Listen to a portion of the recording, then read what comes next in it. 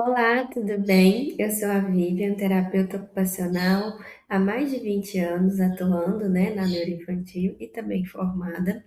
Hoje a gente vai dar continuidade ao estudo do SPACNO, que ele vai trazer para a gente um raciocínio de como que o terapeuta ocupacional vai atuar para ele ter sucesso como terapeuta ocupacional no tratamento com o paciente, certo? Então vamos começar. O que ele fala? Que a terapia ocupacional, ela tem o recurso. Então, qual que é o recurso da terapia ocupacional? Então, a gente vai ter o desempenho ocupacional. Então, o recurso da terapia ocupacional é o desempenho ocupacional. Vamos falar de novo? O recurso da terapia ocupacional é o desempenho ocupacional. Então, a gente vai hoje destrinchar um pouquinho sobre o que é o desempenho ocupacional na visão do SPACNO, que é a nossa referência, Que é a nossa Bíblia ali para o nosso raciocínio clínico, para atuarmos como terapeuta ocupacional. Então, o que ele fala? Que a pessoa em si, o cliente, o paciente, qualquer pessoa, ela tem o desempenho ocupacional dela por atividades ocupacionais. E quais são então essas atividades ocupacionais? Vão ser as AVDs e as AVPs. E que essas atividades ocupacionais, ABDs e ABPs, elas são realizadas em uma rotina diária. Tem que ter consistência na realização dessas atividades, tem que ter uma frequência, certo? Para que se torne, então, uma atividade ocupacional. E o que acontece? Essas atividades ocupacionais realizadas em uma rotina diária por uma pessoa, por um nome, vamos falar assim, por um paciente, ela é realizada pelos fatores pessoais e pelos fatores contextuais. Então, vamos lembrar que a gente já viu isso aqui nos vídeos anteriores, que os fatores pessoais são a estrutura e o sistema corporal desse indivíduo que está realizando essas atividades de forma rotineira, de forma diária, ok? Então, ela usa o corpo dela para ela poder realizar. E ela também realiza pelos fatores contextuais, que é o social e o cultural. Às vezes, um paciente que é atendido na terapia ocupacional no Japão, às vezes não, né? Ele vai ser diferente na forma que eu tenho que ver de um paciente que é atendido aqui no Brasil, né? Então, a gente tem que considerar esses fatores contextuais, onde essa pessoa nasceu, qual que é a cultura dessa pessoa, o que ela entende, quais são os valores dessa pessoa, que provavelmente, diante, de viver, conviver, crescer em contextos sociais diferentes, então a gente tem que considerar isso também. E aí, não, Vivian, mas isso daí eu já sei. Mas a questão é que tudo isso daqui tem que ser realizado, que a gente fala, diante de um engajamento. O que é o engajamento? Essa pessoa que está realizando essas atividades de vida diária, as atividades de vida prática, em uma rotina, usando o seu corpo dentro de um contexto social e cultural, ela tem que querer, não é fazer por fazer, é querer. Tem que ser significativo para essa pessoa estar realizando aquela atividade. E isso que é o recurso da terapia ocupacional. Você tem que olhar esse paciente aqui para que você possa entender que ele tem o corpo, ele tem as atividades ali rotineiras que ele necessita de otimizar, de recuperar, de readaptar, de adaptar, usando o corpo dele e entendendo em qual contexto que ele está fazendo, que ele vai realizar essa atividade. E que ele tem que estar motivado para ele estar realizando. O paciente não tem que ser significativo para o terapeuta ocupacional, não tem que ter esse significado, né, para o pai, para a mãe, para os cuidadores. Esse paciente tem que querer fazer, tem que ser importante para ele. Por isso que é importante a gente compreender a parte subjetiva, como a gente já falou, né? Ter uma visão subjetiva de qual que é a importância, escutar esse paciente, observar qual que é a atividade que mais ele tem prazer em fazer, que ele fica feliz, que ele te olha nos olhos, tá? Então, isso é que vai fazer o sucesso do desempenho ocupacional no tratamento da terapia ocupacional. Ah, não, Vivian, mas eu vou trabalhar as atividades de vida diária. Sim, só que você tem que entender que essas atividades de vida diária, ela é um subitem que tem que estar dentro do desempenho ocupacional.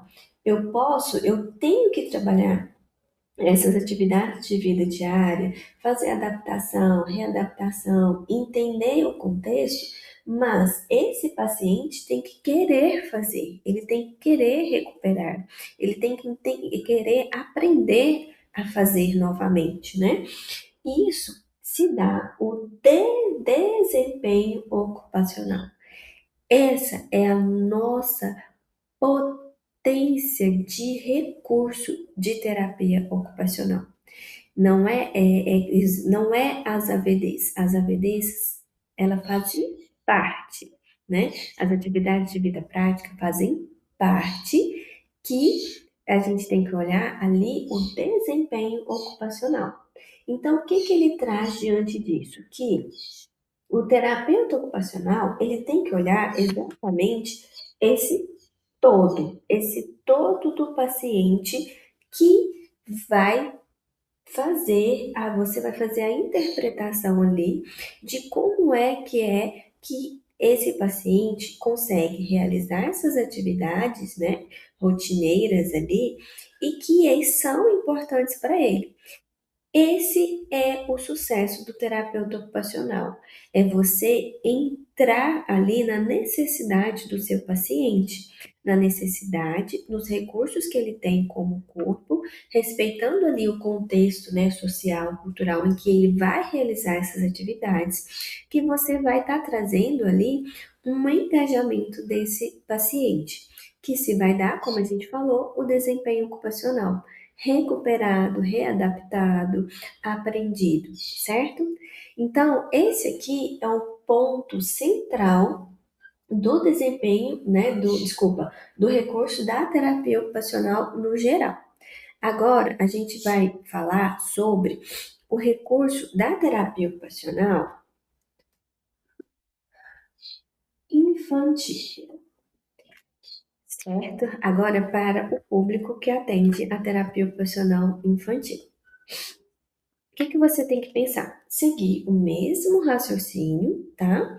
Que esse paciente infantil em desenvolvimento e que está no seu consultório, está sob o seu tratamento, sob sua prestação de serviço, esse paciente, essa criança, ela também tem um desempenho ocupacional dela, né? Ela tem o querer dela, né? A vontade dela de aprender, né? De participar nas atividades de vida, principalmente diária, né? As práticas, a partir do momento que ela vai se desenvolvendo ali, ela vai se necessitando ali dessas inserções ali das atividades de vida prática, né? E a gente tem que ver o brincar, a gente tem que ver as atividades escolares, pedagógicas, né, o lazer dessa criança, né, e que fazem parte, então, da rotina diária dessa criança, desse seu paciente infantil, certo? E que ele vai ter os fatores pessoais, que são as estruturas e os sistemas corporais desse paciente que está, como a gente falou no vídeo anterior, que ele está em ascensão, que ele está em crescimento, é necessário, mas que se está com você é porque ele está com um atraso. Então, você tem que olhar para esse pacientezinho ali, né, essa criança, esse ser em formação, em atraso no desenvolvimento, que tem esses fatores pessoais dela, que tem o corpo dela, certo? E que essa criança também está inserida em um contexto social e cultural.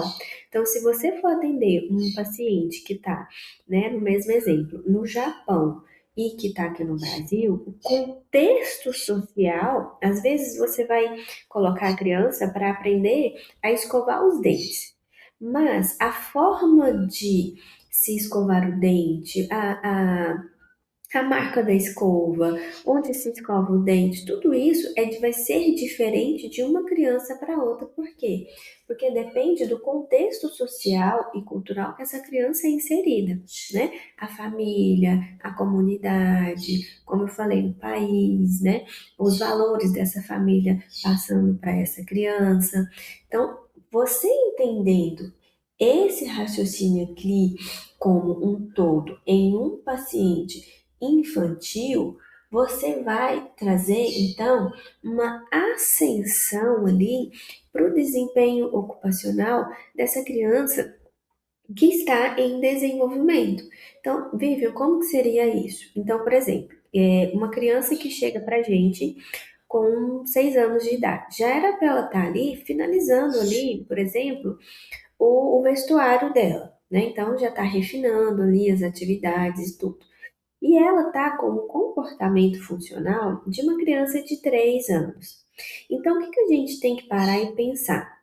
O que que é que está acontecendo nessa criança? É um fator pessoal? Qual é o fator? É a estrutura? É o sistema? É o fator contextual? É o diagnóstico? O que que é que está acontecendo que está impedindo dessa criança estar em ascensão para ela poder ser cada vez mais independente? E aí você vai entrar nesse desempenho ocupacional dessa criança. Às vezes, ela não quer de jeito nenhum aprender a tirar a roupa ou a colocar a roupa, mas ela quer aprender a jogar uma bola. Então, você tem que ir equilibrando então essa necessidade de jogar a bola e você tem que entender a necessidade dela adquirir essa autonomia para ela poder é, colocar e ser independente, né? Colocar e tirar roupa sozinho. Então, a gente, como terapeuta infantil, a gente tem que lidar muito com esse equilíbrio, porque ele está necessitado aqui de uma vivência de 3 anos, sendo que ele tem que estar aqui, numa vivência de 6 anos. Então, a gente tem que ir usando essa motivação ali, esse engajamento ali, dessa necessidade dessa idade, né? E aí a gente vai mostrando que ela vai conseguindo, através do brincar, através de reforço, através de confiança, né, no seu trabalho. Isso faz a criança, ela tem que ter muita confiança na gente, né? A criança, quando olha nos seus olhos, você pode ter certeza que ela confia em você. Gente, então é isso. Eu quero estar trazendo. Pensa nisso, faz um esqueminha de quais são, né, quem é essa pessoa. A gente vai destrinchar isso ao longo do nosso estudo, mas já começa a fazer. Quais são os fatores pessoais dessa criança? A dificuldade dela está na estrutura, está nos ossos, tá no músculo, tá no órgão do sentido, ou tá no sistema, né? Tá na coordenação, tá no planejamento. Qual que é o nível social dessa criança, né? Onde que é que essa criança está inserida? Quais são os valores dessa família? E qual é a vontade dessa criança? Qual que é o que faz ela ficar feliz? É um brincar? Qual tipo de brincadeira? Né? O que que faz essa criança olhar nos meus olhos e mostrar que está feliz quando ela está brincando, quando ela está fazendo, quando ela está aprendendo, né? E isso dentro das atividades de rotina dela, para a gente ir equilibrando ali, certo? Faz esse esqueminha. Eu vou desligar aqui, mas aí eu vou fazer aqui para vocês direitinho de como que seria esse esquema, tá bom? Um grande abraço, gente. Já volto daqui a pouco. Peraí, já tava despedindo, mas não é não, peraí. Oi, gente, voltei. Então, o que que eu trouxe aqui para você entender um pouquinho de como que você pode fazer, então, dentro do desempenho ocupacional. Então, o nome dessa criança, a idade dessa criança. Por que que o nome, vou voltar aqui no nome. Por que que o nome é importante? Às vezes, essa criança tem um nome composto, João Guilherme, mas a família chama ele de João, ou só de Guilherme, ou João Guilherme. Então, você tem que saber como é que essa criança se identifica, né? Com qual nome. É importante você chamá-la pelo nome, a idade que essa criança está, o diagnóstico, se tem, se não tem, né? E qual que é. As atividades de vida diária, é dependente ou independente? As atividades de vida prática, né? Se for uma criança, um jovem, você já saber o que que faz, o que que não faz, né? Os fatores pessoais, então as estruturas corporais. Uma dica que eu dou, olha esse paciente assim, faz uma vistoria clínica e vai pensando, né? Estrutura de músculo, estrutura de órgãos do sentido, estrutura de músculo esquelético, neuromuscular. Então, o que que é que está acontecendo, né? Essa criança tem, não tem? Faz um mapinha ali, né, na cabeça. Se for difícil, faz no- em um esquema assim, né, escrito, os fatores conceituais dessa criança, onde que essa criança vive, os pais são casados, divorciados, essa criança faz guarda compartilhada, isso é importantíssimo a gente saber quem são esses cuidadores, né? Essa criança está, né, eu falo criança mais jovem, né? Essa criança está inserida, esse jovem está inserido no contexto escolar, esse jovem está inserido em outras atividades extras, uma natação, algum esporte. Qual que é o fator cultural? Essa família viaja, essa família não viaja? É importante você entender isso, né? Que você vai entendendo como é que é o mapa rotineiro ali dessa criança, desse paciente, utilizando ali as atividades cotidianas dela, certo? E uma das coisas é o quê? O que que faz essa criança ficar engajada? O que que faz esse paciente ficar engajado? O que que faz ele ficar feliz te contando? Eu viajei, eu fui para casa da minha mãe, fui para casa do meu pai, eu brinquei com meu primo, ou então, não, tia, vamos fazer essa brincadeira. Geralmente eles gostam de boliche, né? Vamos brincar, vamos jogar boliche, né? Isso, ver o que que essa criança traz e o que que ela, de verbal ou não verbal, né? De que é interessante ela estar engajada ali, né? E disso que você vai trazer ali, como a gente falou, o equilíbrio entre o que ela tem de necessidade e o que ela, para onde que ela precisa ir, certinho? Agora sim, gente, um grande abraço para vocês, tá? Fiquem com Deus. Qualquer dúvida, vai colocando aí nos comentários. E até mais. Tchau, tchau.